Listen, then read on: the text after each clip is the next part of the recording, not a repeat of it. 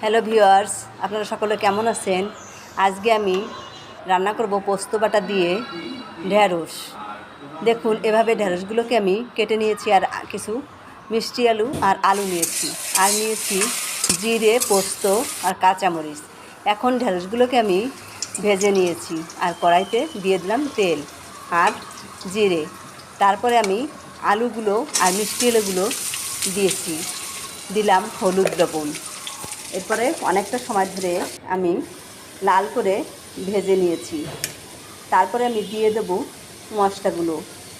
জিরে বাটা 1 চামচ, পোস্ত বাটা দিব, আর দিব 1 চা চামচ কাঁচামরিচ বাটা। এখন সামান্য জল দিয়ে কিছুটা সময় আমি কষিয়ে নেব।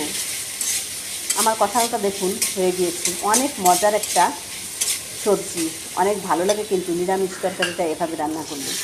এরপরে আমি দিয়েছি কিছুটা গরম জলটা দিলে আমার সবজিটা নরম হয়ে গিয়েছে। দেখুন, যখন ভালো করে জালটা হয়েছে তখন আমি দিয়ে দিয়েছি ঢ্যাঁড়সটা।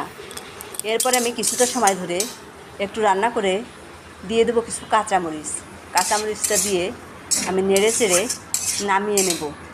মজাদার এই সবজিটা আপনারা একবার খেলেই বুঝতে পারবেন ঢ্যাঁড়সটাও এত মজার হয়।